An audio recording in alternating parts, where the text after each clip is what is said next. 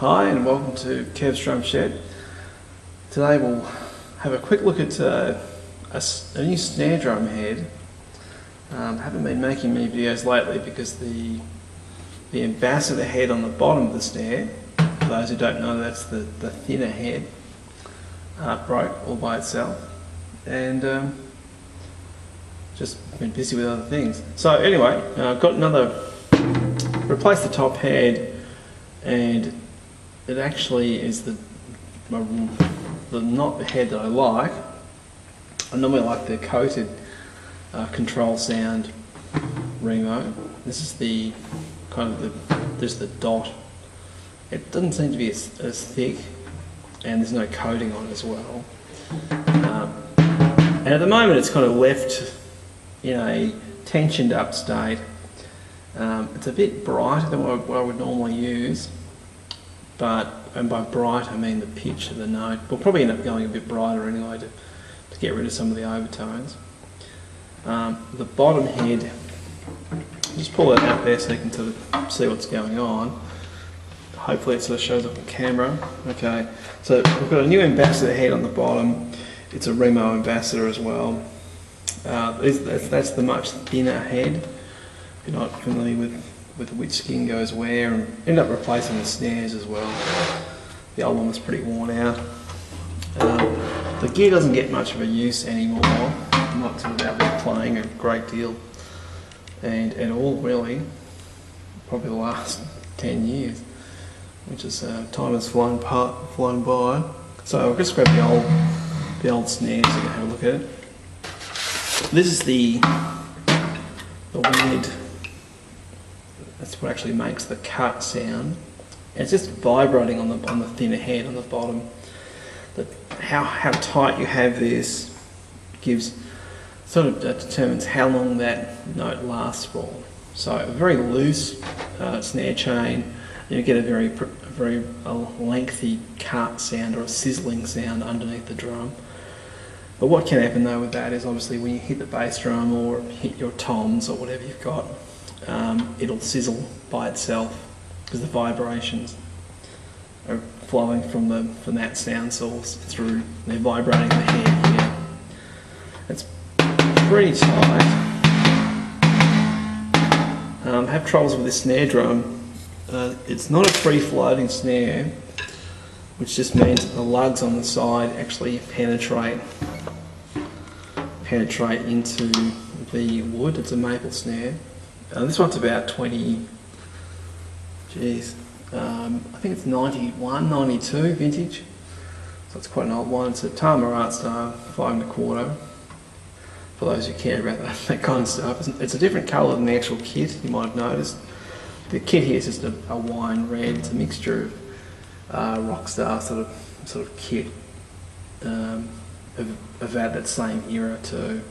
So there was two different sort of classifications. There was the Pro Series Rockstars, and there was the sort of different layers down. So they're just a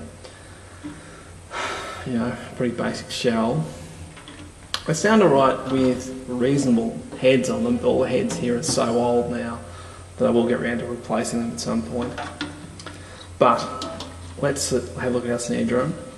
For those who don't know how to replace your skins, it's just pretty much you grab your trusty key and undo each of the lugs.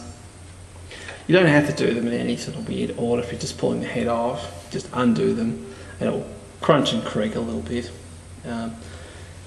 It can sometimes be handy to actually to take the heads off and reseat them occasionally.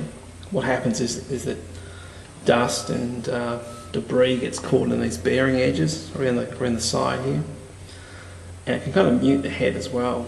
Not a lot, but a little bit. It does actually sound quite different when you put them back on.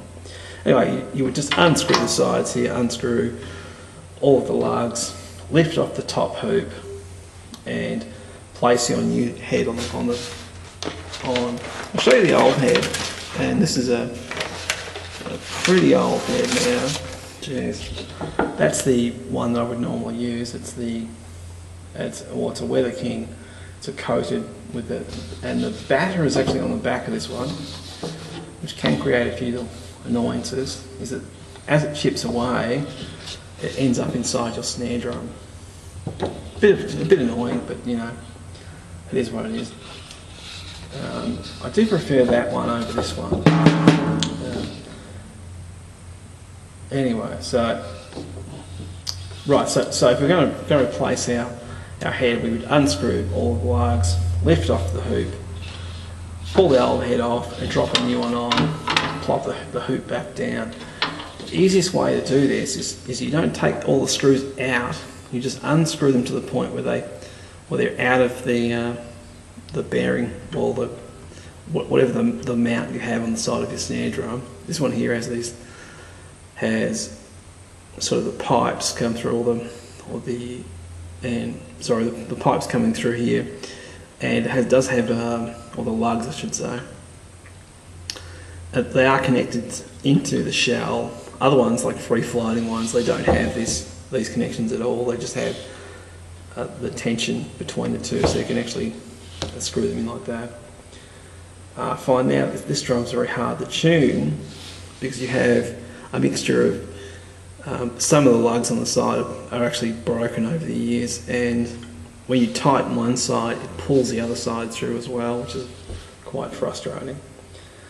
So you're actually pulling both the top head and the bottom head, deforming both. Alright, so that's basically what I've been doing with the head.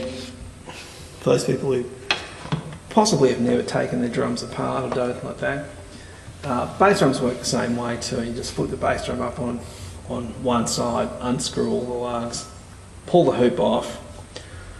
I mean, you pull the hoop off with all of these in it. The whole thing should come off as one part. Don't pull out the screws separately, and you'll lose something eventually. It's always the way it goes. Plop the new skin on, grab the hoop, slide it back on, and tension them up. When you put it back on, what you can do is, some people like to do the opposite sides kind of thing, and I was kind of always doing that. So I would tension two lugs that are on side. I might give them 20 twists or whatever until it starts to bite, and then try and use the same tension around all the heads. Generally what you're trying to do is you're trying to get each lug to sound roughly about the same. As I said before, this drum's very hard to tune. I don't normally bother, to be perfectly honest. So I normally mute the drum anyway. But let's have a bit of a quick listen to what it sounds like. Hopefully it's sitting on the head there. It is much more open than what you would have heard on this channel before.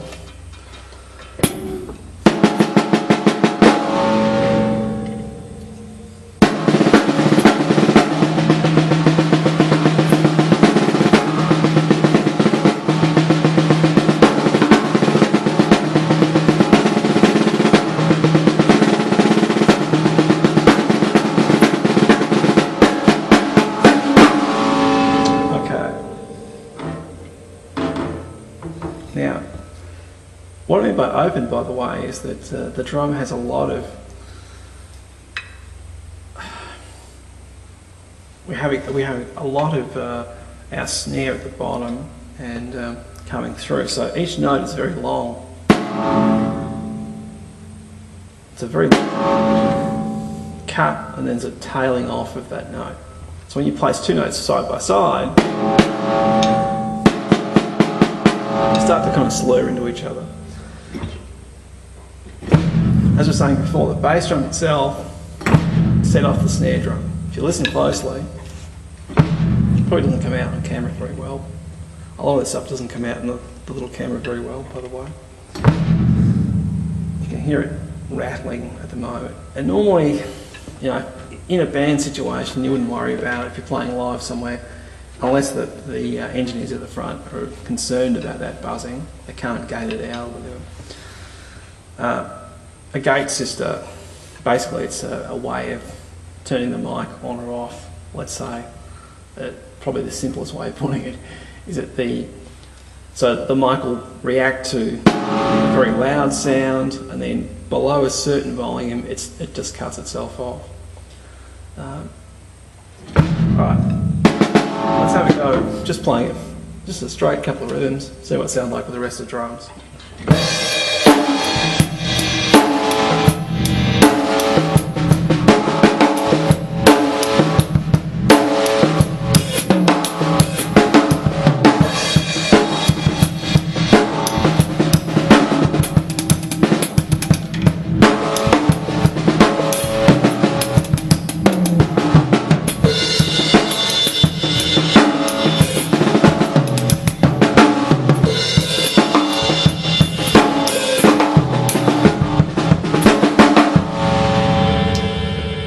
Keep missing that hi-hat slightly in the wrong position for me, just so I can see in.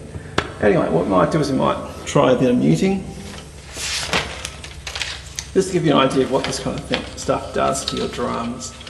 These are some like plastic hoops, really. You just place them on top. This happens to be a Remo one. You get all kinds of different ones. Just the thickness of the plastic, and we're instantly taking away a lot of that ring. We're choking down the drum, in other words. The length of that note is much shorter. It may not work as well in kind of roll situations, but let's wait a bit of time and see what we get.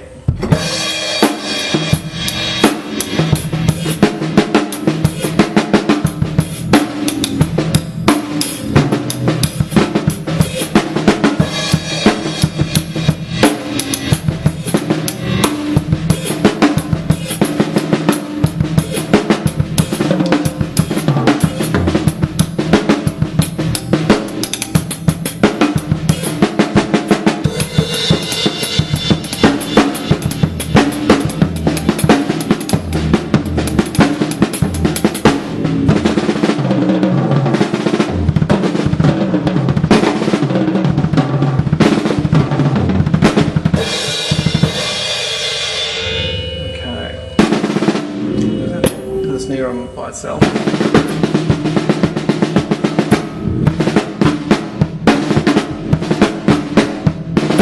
Sorry, a bit of bass from there.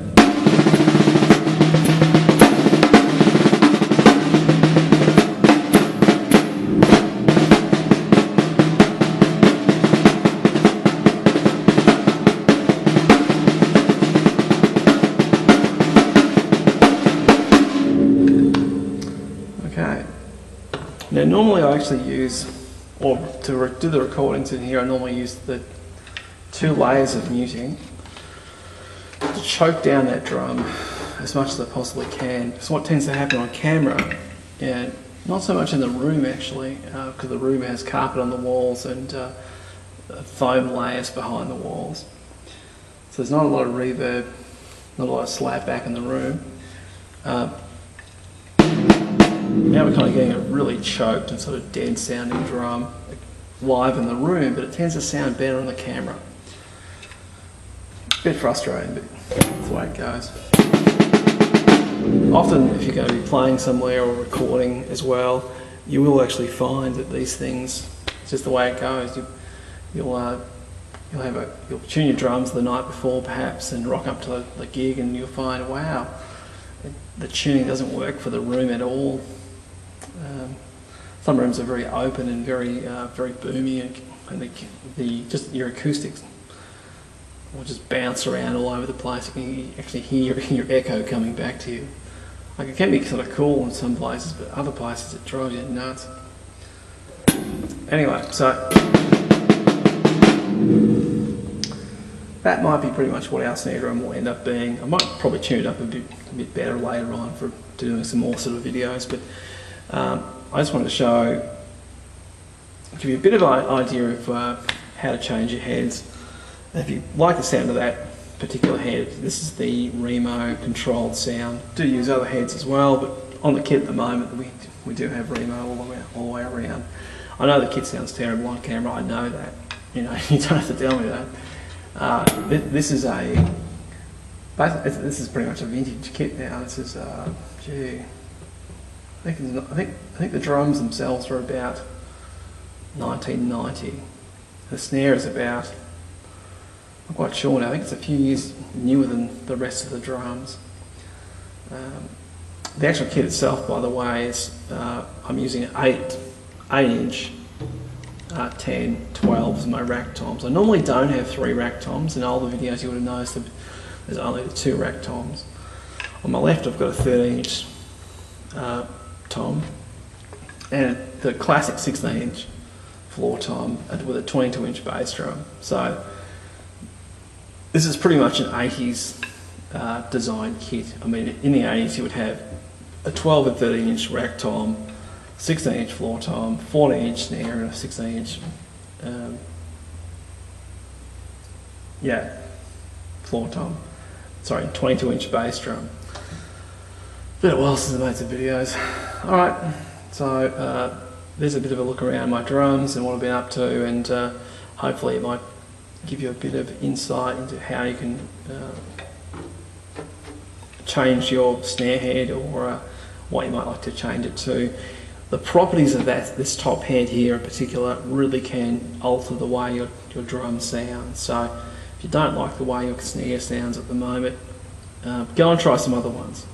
You know, I'm not going to tell you what to buy. Just go and try a few other ones. I'll probably go back and get another normal coated head that I've used for years. I didn't get one today because they just didn't have one. That's all. They just didn't have it in the store. So next week or so they'll probably have one. And if I'm not being lazy, I might go get one. Okay, thanks for watching, and keep up your drumming, and hopefully you have a bit of fun with playing the drums, and we'll see you next time. Bye.